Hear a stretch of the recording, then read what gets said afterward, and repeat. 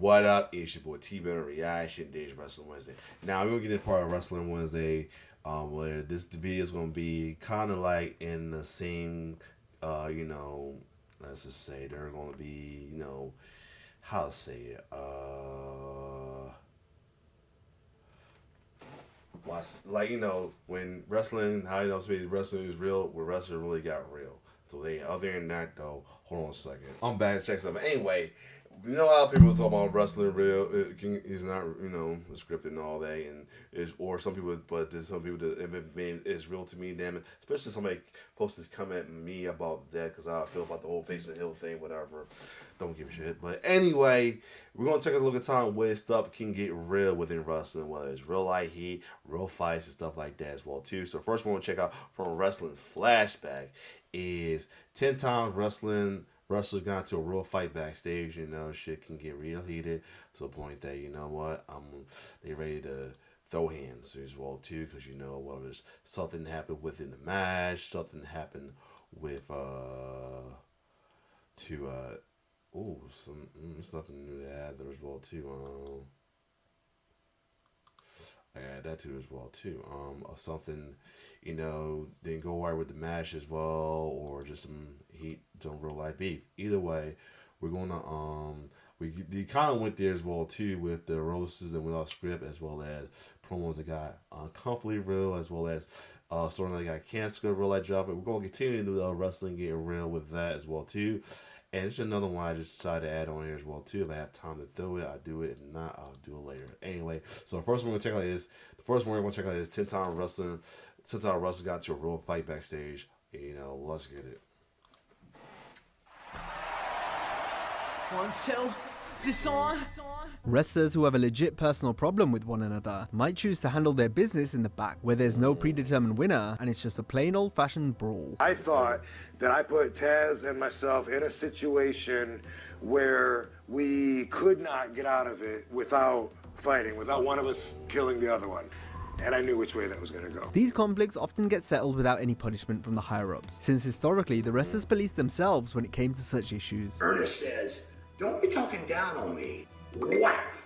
I slap him. There's been plenty of locker room brawls over the years, and today we'll bring you a few that aren't as well known. I had 2 steel shanks, chopsticks taped together, sharpened on the ledge, carried them with me every day because I was going to shank him. As we wrestlers went to real fights backstage. Man. The next time I'm going to put you in a wheelchair! Oh man, of course we get some highlights from the Infamous Vice show, where we got it, we're recalling it, Dark Side of Wrestling. Yes, man. There we go. Let's keep going.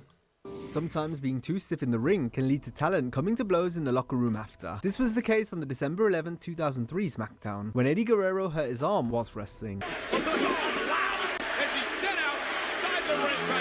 Benjamin may have separated his shoulder, and look at the agony Eddie's in right here. His opponent Charlie Haas then continued to work stiff with Eddie. This infuriated Latino Heat, who later confronted Haas. Also getting involved was their tag partners Chavo Guerrero and Shelton Benjamin. But you talk about... Yeah, I'm gonna tell you right now, Eddie was not the one to get pissed off. If you know, RP to Eddie, but that motherfucker's a crazy, Eddie was a crazy motherfucker. So yeah, not the one you want to piss off right there. Not the one you want to piss off.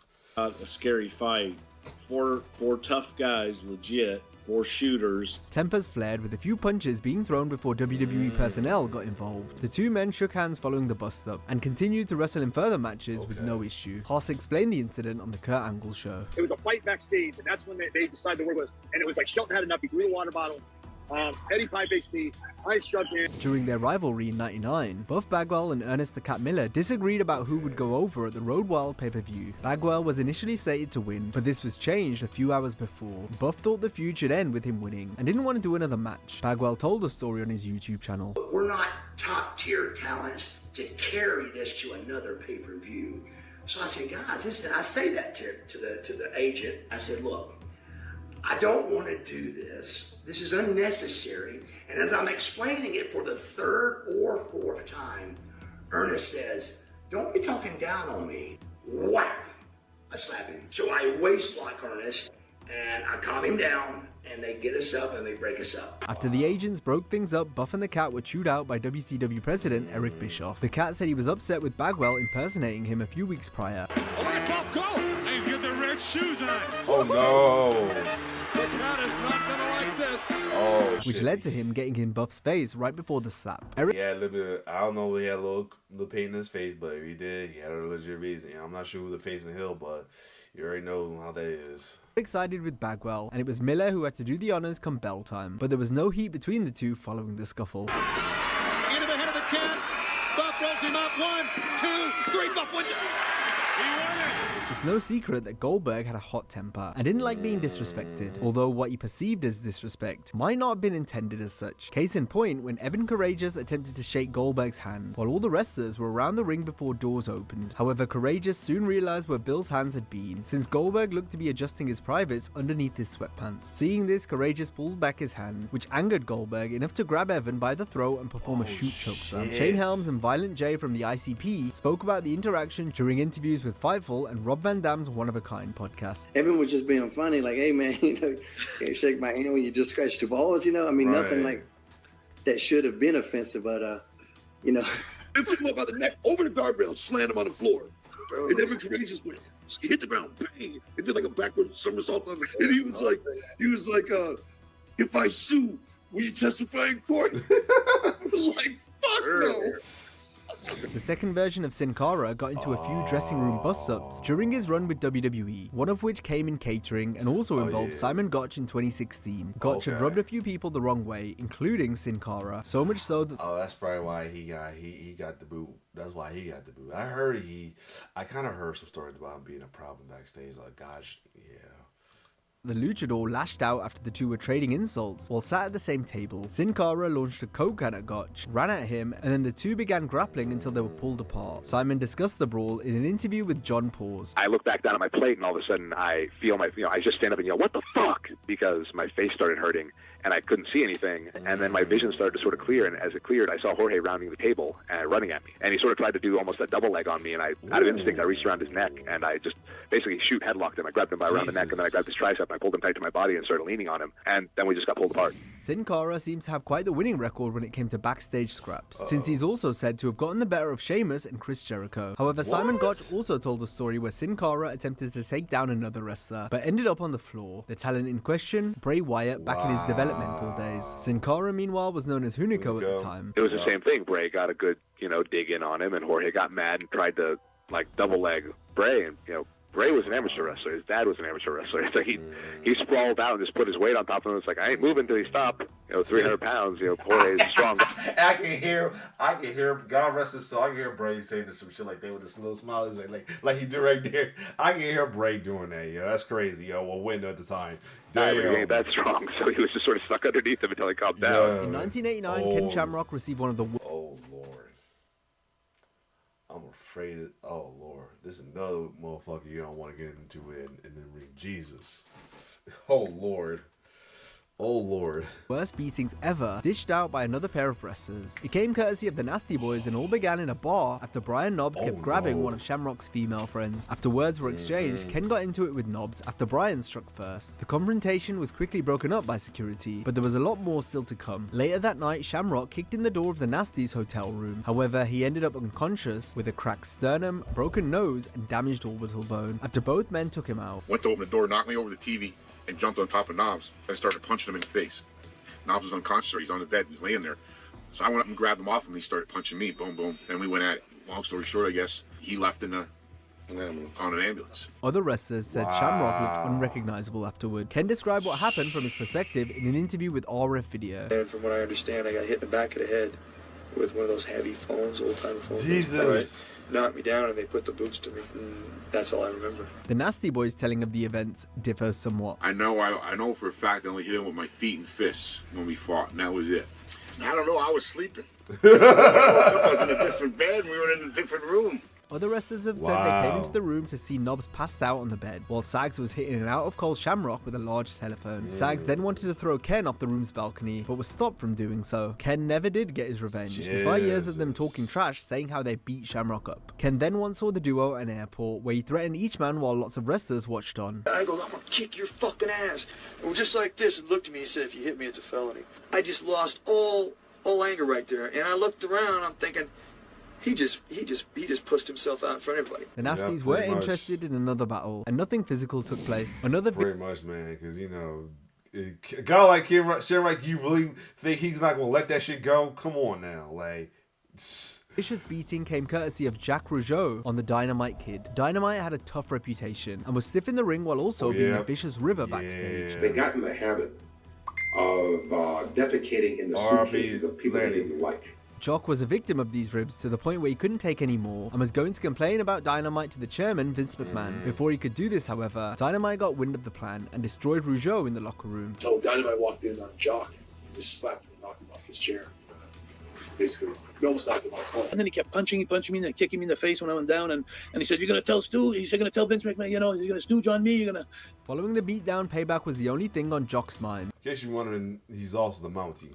I was in bad shape, mentally much more than physically. I didn't want to do what was coming, I just knew I had to. What do you mean? Get revenge. Jock knew, I mean, his cred in the locker room was gone. He had to get it back or he was going to have to leave. He got his revenge in brutal fashion by taking Dynamite out with a punch armed with a fistful of quarters. And Dynamite was just trying to get his hands up and block. And Jacques was just picking his shots, man. And then I said, the next time I'm going to put you in a wheelchair! Look at all the people that Dynamite hurt on purpose. And he got revenge for all of those people that didn't have the guts or had too many brains to do something about it. Dynamite quit the WWF and sold his house shortly after the incident because Rougeau had spread a rumor around that he had ties to the mafia, who would go after Dynamite and his family if he decided. That's crazy. That's why. Damn. That's why in the book. Damn. That's crazy. That's the reason why, you know, the British Bulldogs as a tag team didn't last as long in WWF. That's crazy. Decided to retaliate on Jock in any way following the beatdown Dynamite received. So when I stood up for myself, and then they quit the business right after. And when he took the beating, 2 weeks later, he quit the business. That Dynamite did. He just pulled out of WWF. He said he saw an envelope, and inside of it had a picture of our house. Like, if there's any retaliation, like anything, your family's gonna be dead. Carlito had heat in his first WWE run due to various reasons, including not applying himself enough. I did hear about. Now this one I heard about. I knew about this one. This one I knew about the time when it happened, though. Yeah. Something which John Cena said directly to Carlito's face, stating how he should be more committed. This in turn led to a physical confrontation. Carlito described it as a drunken fight, where John jumped at him first, and the two had to be separated 3 times. Carlito was hesitant to throw a punch since Cena was the face of the company. Carlito said they weren't out to hurt each other. It was just a case of John wanting him to do better. These are the only nuts Carlito will ever have.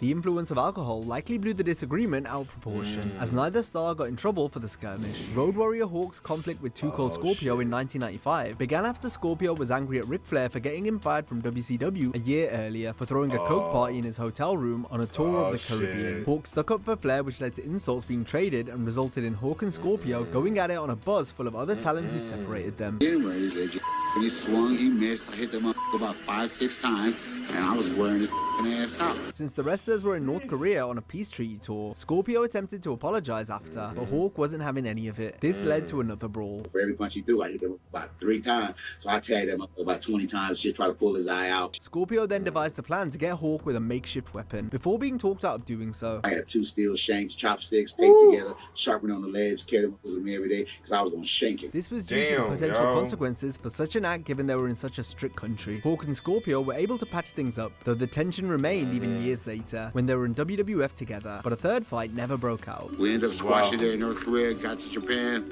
I was ready. That never happened. Taz had heat in the ECW locker room because of how seriously he took himself. This irritated people since it made the human suplex machine come off as quite a jerk. Rob Van Dam was probably the opposite of Taz in this respect. However, if things came to blows, Van Dam's combat background could certainly come into play if needed, though RVD's run-in with Taz simply came down to an open hand slap. Rob told him to pick a hand, whacked him, and then threw a jab after Taz stood up. Van Dam revealed what happened during 2 interviews with kayfabe commentaries. He put himself in a position where, how could you not have a problem with him? You know what I mean? He cared very much about his position, and he had his own visions, and he was very protective of. It sounded like Taz. He needed somebody to smack some reality into him, and it was a problem with all of us, especially me. There was a lot of insulting going on back and forth. I thought that I put Taz and myself in a situation where we could not get out of it without fighting, without one of us killing the other one. And I knew which way that was going to go. And while speaking on his own one-of-a-kind podcast, I was like, come on, Peter, you know where this is coming from. We're doing this. Put your hands up. We're fighting. And he's like, I don't understand. Like, what's going on? I said, you know what's going on, dude. I just smacked you in your mouth. This is happening. Come on, let's do it. And it was obvious he didn't want to fight. Taz wasn't looking to fight, so he and Rob had a long talk that ended with them hugging it out and becoming friends. Nice. Now, if you enjoyed this video, be sure to check out our similar video. Which one, if I got time, we'll check out later, though, the real light Heath ones. So, other than that, though, yeah, there's some crazy stories with these, man. Jesus Christ, yo. Interesting as well, too, though. Other than that, if you like my reaction to this, like, share, subscribe to my YouTube channel. It's your boy T-Per signing up. One love.